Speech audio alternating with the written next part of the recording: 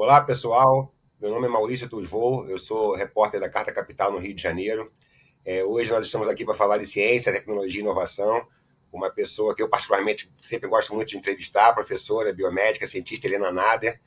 A Helena foi reeleita para mais um mandato à frente da Academia Brasileira de Ciências, agora preside. Foi a primeira mulher a chegar à presidência da entidade, agora parte para o segundo mandato. Professor, então vamos começar falando sobre expectativas futuras. Né? A senhora assume um novo mandato, né? Um triênio, né? A partir de agora até 2028. Quais são as expectativas, né? Os desafios maiores, né? Nessa nova etapa aí à frente da Academia Brasileira de Ciências? Olha, além dos potenciais problemas do nosso país, né, nós estamos numa geopolítica muito complicada no mundo. E o Brasil pode se sair muito bem nessa geopolítica. Ele não deveria tomar lados, na minha opinião, mas deveria se aproximar mais do sul global. Eu vejo que o Brasil colabora pouco no sul global. E por sul global entra a China, entram os países asiáticos. A gente, quando olha as publicações Brasil e colaboradores do exterior, primeiro lugar é os Estados Unidos, segundo lugar Inglaterra, depois vem França. Então, é muito sul-norte, esse olhar para o norte. E hoje a mudança geopolítica também está acontecendo de forma muito clara na ciência, na tecnologia e na inovação. Então, pode ser um momento muito importante para o Brasil nas suas colaborações. Então, o desafio dentro do país é o de sempre, né, Maurício? Infelizmente, eu gostaria de estar com uma outra postura, mas a gente continua tendo que mostrar que sem educação e sem ciência não tem uma nação desenvolvida.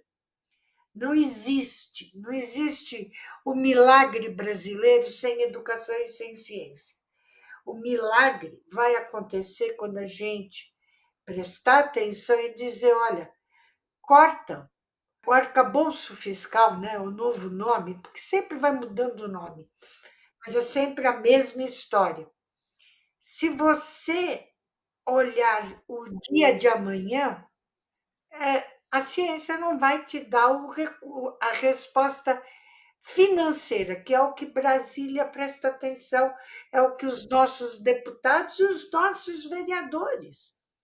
É um conjunto. Não se enxerga que o investimento na ciência, investimento não é gasto.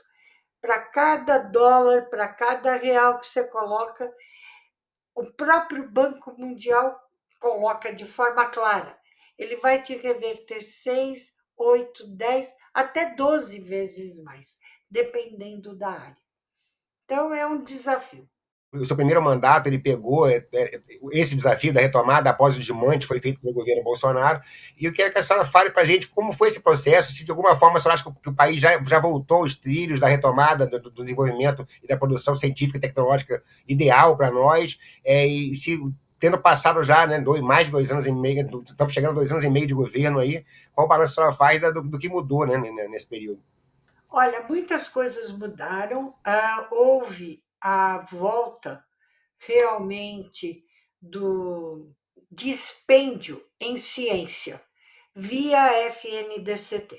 Infelizmente, nós não conseguimos ainda convencer, né, não é só o executivo, o parlamento, da importância de ter mais recursos, de tirar do teto de gastos, do arcabouço, o percentual da ciência. Todos são iguais perante a lei, de acordo com o Congresso. Não ouviram, e isso é um problema sério, porque o FNDCT sozinho não vai conseguir fazer o salto que nós precisamos, mas estamos muito melhores. Houve uma volta com a Conferência Nacional, que não tínhamos há muitos anos, com a participação de todo o ecossistema, dos estudantes até os empresários, então isso foi muito relevante. Além disso, estamos com o CCT, Conselho Nacional de Ciência e Tecnologia, acontecendo, que não estava acontecendo. Então, houve uma melhora muito grande. Porém, ainda quem, mas eu não posso culpar é o ministério ou é o presidente, é um conjunto que ainda não enxergou que o investimento em ciência vai trazer retorno para a economia brasileira. Se nós olharmos, né, 50 anos atrás, 60, a China estava muito atrás do Brasil. Olha o milagre chinês, olha o milagre da Coreia. Não é milagre, foi investimento em educação e ciência. Daí vem o retorno. Por outro lado, a gente também tem que apontar o dedo para o nosso sistema empresarial industrial. Ele investe pouco também em ciência. Tem um grupo que investe. Então, a gente está sempre falando, eu brinco com os convertidos. Eu gostaria de trazer aqueles que ainda não se converteram para essa visão de ciência é a solução, mas não é fácil. Tem que convencer, né, professor? Falta. É isso aí, a gente vai. Tem o ditado, né, que diz que água mole em pedra dura, tanto bate até que fura. Eu, E tem aquela história também, não tem aquela brincadeira de me ajuda a te ajudar? Nessa aí me ajuda a te é isso convencer, né? aí, Porque essa falta, eu às vezes, um pouco de boa vontade, né, professor? vou usar essa. Professora, a senhora estava falando sobre essa necessidade né, de aumentar, né, otimizar a relação Sul-Sul, né? E ano passado, a Academia Brasileira de Ciência presidiu o S20, né, o encontro de cientistas do G20, o Brasil estava na presença do G20. Como é que foi essa experiência e como é que a senhora vislumbra aí os próximos passos em relação a essa cooperação que nasceu a partir desse encontro? Olha, a experiência foi incrível.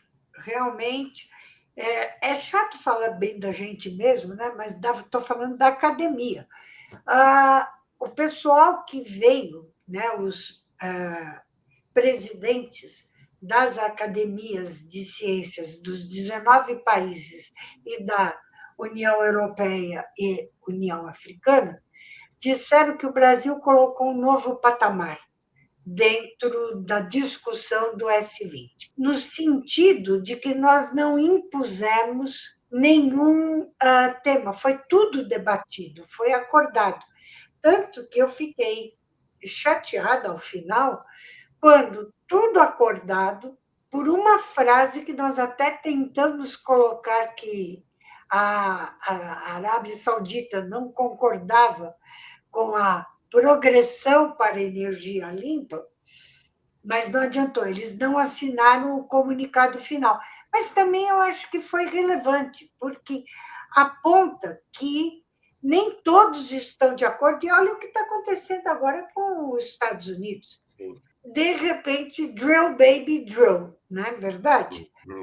Acabou com todos os projetos de energia, aspas, limpa, porque limpa 100% não existe, mas não de emissão de gases de efeito estufa. Então, eu acho que foi um delineador e foi. O pessoal elogiou muito da construção conjunta, de troca de ideias de verdade, do tempo que a gente levou, que eram 5 eixos, então cada academia pôde juntar especialistas para cada eixo e trazer inputs para o rascunho inicial que nós fizemos. Então, foi uma experiência muito boa. Agora está sendo na África do Sul, eles estão passando por uma crise na ciência muito grande, em especial para a área da saúde, porque cerca de 60% do financiamento da área da saúde, da ciência, era feita pelos Estados Unidos. Então, uma dependência muito maior do que nós. A dependência brasileira é pequena. Ela existe? Claro que existe, porque colaboração, mas não que o Brasil vai parar as pesquisas na área de saúde, ou vai parar as pesquisas na área de energias renováveis, não, na área de segurança alimentar. O Brasil, embora com poucos recursos comparado a outros países, ele tem uma solidez. Isso me dá uma alegria, sabe, de ver a mudança que aconteceu ao longo dos anos, né, da ciência brasileira, que é muito jovem. Professor, nós tivemos alguns casos aí de pesquisas que foram interrompidas, né, em todo caso, né, por conta do corte de financiamento, né? Mas isso foi pontual? Dá para mensurar já o estrago que o neotrumpismo está fazendo aí Olha, na ciência brasileira? nos Estados Unidos é assustador e, inclusive, o que me deixa chocada é o medo que está em relação a essa administração. Então, é muito sério, o impacto está sendo muito grande e eu tenho que aplaudir de pé a decisão da universidade mais antiga dos Estados Unidos, que é a Harvard, que disse: não, aqui é a casa do saber, aqui é discussão de ideias, não imposição de temas. Agora, quanto tempo vão aguentar é outra pergunta. Agora, o impacto na NASA, por exemplo, foi muito grande. Você viu o número de pessoas que se demitiram. O impacto no CDC é assustador. Saiu até um artigo, uma médica que sempre usou o site para, quando ela dava algumas coisas para os seus pacientes, ela, quando foi entrar, viu que já não tinha mais nada. Aconselhamento sobre doenças sexualmente transmissíveis, etc, etc, etc.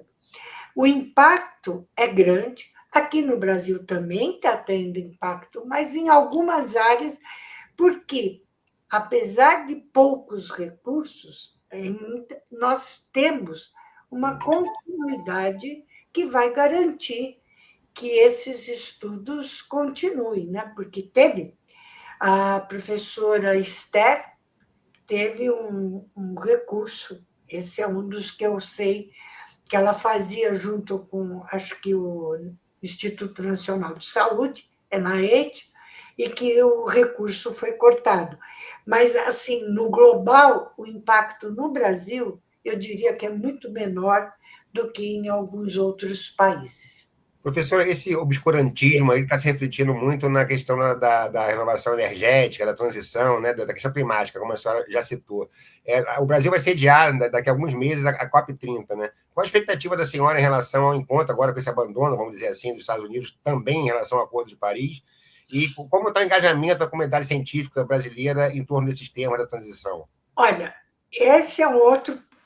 Eu estive numa reunião em Harvard e um dos pontos que eu comentei foi isso. O Brasil, quando se fala em transição energética, é líder. É líder mundial, realmente, pelas pesquisas, em todas as áreas de energia, transição energética. Né? E o Brasil pode e deve, na minha opinião, liderar de forma muito clara essa bandeira. De novo, sem ter que polemizar, porque eu acho que polêmica não vai ajudar, mas olhar para frente e dizer: ó, isso é o caminho que devemos seguir. O ser humano realmente fez uma mudança no planeta e nós podemos parar com isso. Não que volte ao que era, mas ter mais opções de como enfrentar o problema. Diminuir a emissão é uma delas. As pessoas querem usar os DeepSeeks, os chats GPTs. E ninguém, quando está usando isso, está lembrando que tem um consumo de energia muito alto para usar aquela inteligência artificial. Então, e isso não adianta, que vai continuar tendo. Então, como é que a gente soluciona? Juntos. Eu acho que o mundo vai ter que ir junto, senão não vai ficar bom para ninguém. Não vai ser bom nem para os Estados Unidos, nem para a Europa, nem para ninguém, porque o planeta é único. E isso eu vejo que o Brasil pode liderar. Se a gente não acreditar, se eu não acreditasse, eu não teria ido, né, para essa segunda aventura, porque é uma aventura. Né? A gente. Eu não fui formada para ser presidente, eu fui formada para fazer ciência, e a gente aprendeu a como que faz política científica. Com essa, né, o conhecimento que a senhora tem no mundo acadêmico, das universidades brasileiras, a senhora acha que o pior já passou depois desse período bolsonarista? A minha vizinha, o FRJ aqui, mais uma vez enfrentando dificuldades, quer dizer, a impressão que dá é que não arranca de vez essa né, eu concordo com você. Infelizmente, o pior não passou. Passou no sentido da pressão intelectual, né? Mas não quer dizer que ela foi embora, ela existe. As universidades brasileiras, né, estão atravessando uma crise econômico-financeira, com certeza. Além disso, nós, universidade brasileira pública, né, em especial, porque a privada é outra gestão, mas a pública, seja estadual, seja no nível federal, ela vai ter que se reinventar. Como é que a gente tem mais gente dentro da universidade? A gente mantém as universidades federais, mas dando financiamento, porque elas estão fazendo a ciência. Mas nem toda universidade vai precisar fazer a ciência de ponta que o Brasil precisa. Mas a gente tem que ter mais pessoas formadas, mais pessoas qualificadas, e para esse século que a gente não sabe exatamente o que vão ser todas as profissões. Então, ela vai ter que se reinventar. E a universidade pública pode ajudar nessa construção. Ela mantém, porque ela vai continuar fazendo a ciência. Agora, olhar, como você falou, a situação que está o FRJ e tantas outras, a minha também, dependendo do campus que você vai, a gente não consegue acabar as construções, porque o custo é muito alto. E não tem no Brasil, diferentemente do Europa e Estados Unidos, o culto da doação. Não é que lá eles são bonzinhos e aqui nós somos ruins, não, é que lá tem desconto. E isso é outro ponto que o Trump está querendo atacar, de tirar essas isenções. Então, vai ser mais um impacto, se ele conseguir, muito negativo para a educação e para a ciência. Nós aqui já não temos, não existe isso, né? Muito pouco. Eu estou preocupada assim. E eu vejo o seguinte: 2026 nós vamos ter eleições. Eu tenho um pouco de receio do que vai circular nessas mídias sociais que vendem histórias como verdadeiras e são histórias mentirosas. Então, a minha preocupação, e eu vejo 2026 como um ano muito complicado, não porque vai ter eleição, mas complicado em relação às notícias que vão ser veiculadas e quanto que cada brasileira, cada brasileiro vai estar verificando se aquilo é real ou não. E sem falar, né, professora, que essas próximas eleições vai ter, né, já uma inteligência artificial mais desenvolvida, né, generativa, inclusive, que pode facilitar mais ainda essa questão toda, né? E a gente fala em inovação, né? A inovação não somente nos campos que já existem, como em pensar novos campos de atuação. A ABC está discutindo um reordenamento, né, nas suas áreas de conhecimento, né? Isso. Você passa um pouco sobre isso, como que isso reflete o mundo científico atual. A gente pretende, não quer dizer que vamos fazer, porque isso tem que ser depois aprovado, muda estatuto, mas nós vamos olhar as áreas do conhecimento, porque elas são áreas hoje estanques. Então, é matemática, é física, é química. Hoje não, as áreas não são mais assim. Você até pode ser um matemático, mas que tem um pé na biologia ou que tem um pé na medicina, você está entendendo? Então, o que nós queremos é criar, assim que tomarmos posse, criar um grupo de trabalho com prazo bem diversificado para estudar outras academias do mundo. Tem várias, tem a academia americana, tem a academia inglesa, tem a academia a Leopoldina, que é a alemã. Vários fizeram essas mudanças.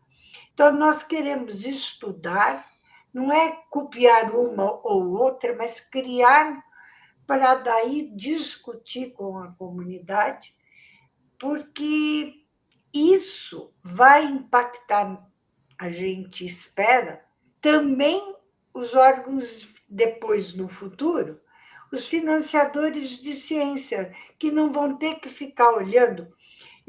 Eu falo que hoje a nossa ciência, né, está muito dentro de uma cômoda cheia de gavetas e ela precisa de vários vasos comunicantes.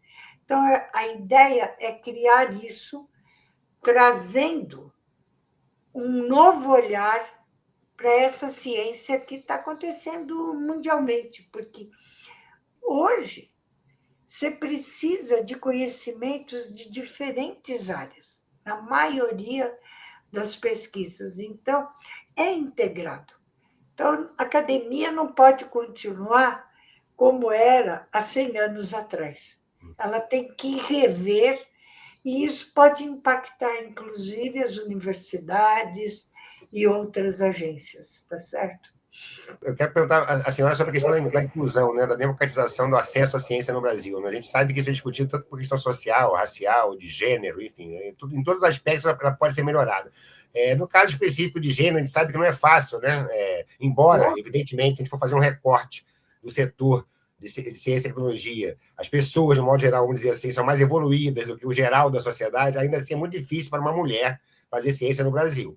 A senhora não somente faz ciência no Brasil há muitos anos, como foi eleita presidente da Academia Brasileira de Ciência e agora reeleita, vai iniciar o segundo mandato. Eu queria só ficar, sobretudo para as mulheres que estão nos ouvindo, como foi essa experiência, como está sendo essa experiência, né? A gente sabe que não é fácil, aqui temos um exemplo, inclusive, da Dilma Rousseff, né? Foi presidente da República, o quanto ela incomodou, né? As pessoas, inclusive por ser mulher, sabe disso, e que você faça um pouco sobre isso, para a gente encerrar uma coisa assim, mais filosófica, digamos, menos científica, mas para a gente poder pensar como vem sendo essa tua brilhante atuação até aqui, qual a perspectiva da senhora própria em relação a essa experiência. Antes de responder, eu quero agradecer. Brilhante, eu não sei, mas a minha atuação. Muito obrigada. Mas deixa eu falar. Não é simples, não, porque as pessoas têm uma tendência a achar que, pelo fato de ser mulher, e que tem, né, porque o cuidar sempre é colocado para a mulher. É a mulher que cuida dos filhos, é a mulher que cuida da casa, é a mulher. Então, para você poder ter uma vida científica, você não pode ter uma vida familiar. Não é verdadeiro. Não é verdadeiro. Agora, não é simples, não é. Porque outro dia me perguntaram, Maurício, por que precisava ainda Dia das Mulheres? Falei, olha ao redor, porque o retrocesso é muito rápido. A saída do status quo é lenta. A própria academia, desde a gestão do Luiz Davidovich, né, que eu fui vice-presidente com ele, o Luiz e eu fizemos o que a gente chamava busca ativa. O que quer dizer? Porque academias são. A gente espera estar ali, as pessoas referências na área, nas suas áreas específicas. E o que acontece é que quem indica candidatos são os membros da própria academia, tá certo? E a tendência é olhar só no seu entorno. E a gente escreveu para todo mundo: olha fora do seu entorno, olha ao seu redor, para fora, mulheres, negros, indígenas. E negros, infelizmente, têm vergonha. Ainda estamos muito aqui. Mulheres, houve uma progressão. Nós estamos hoje com votação, indicação, votação pelos pares de cerca de 23%, que era muito menos. Mas para as mulheres, eu diria o seguinte: acredite em você.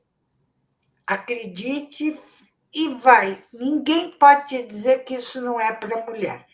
Eu não estava pensando, só para você ter uma ideia, como essa minha continuação, eu tinha dito, não, já estou com 77 anos, já dei bastante contribuição, vou voltar só para a bancada, acabar o temático da FAPESP, terminar de umas orientações e vou curtir netos e família.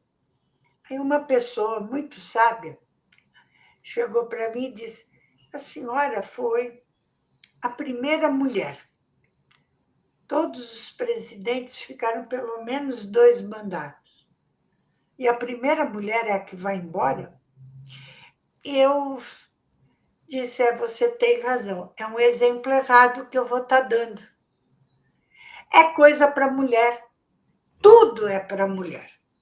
E eu tenho que também reconhecer aqui algumas pessoas que marcaram minha vida. Minha mãe, meu pai, minha família, meu companheiro, e também a minha querida SBPC, onde eu tive a oportunidade também de aprender a política científica. Então, eu só posso agradecer na vida. Eu só tive muita sorte. E estou sempre cercada de gente incrível, incrível. A nossa diretoria é fora de série. Se eu não vou falar um nome, porque se eu esqueço depois do outro, eu vou estar sendo injusta. Mas são pessoas incríveis. Nós formamos um grupo complementar. Tanto que você viu o número de publicações que nós fizemos em diferentes áreas do conhecimento, inclusive, né, a mineração, evolução é fato, a inteligência artificial que está gerando o programa e vai por aí afora. Então, Maurício, só posso te agradecer e dizer para as meninas e para as adolescentes: acreditem em vocês e vão para frente. O mundo é lindo. Viu, pessoal? Agora vocês entenderam porque eu falei que gosto tanto de entrevistar a professora Helena Nader, né? Se vocês gostaram também, deixa o like, assina o canal, manda um vídeo para aquele teu amigo que curte, aquela tua amiga que curte ciência, para aquele terraplanista chato também que você conhece, aquele primo, manda também para ver se ele se toca, e ajude o jornalismo, né, profissional e progressista de Carta Capital. Professora, muito obrigado pela entrevista, até a próxima. Obrigada, Maurício, mais uma vez, obrigada a todos que estão nos assistindo.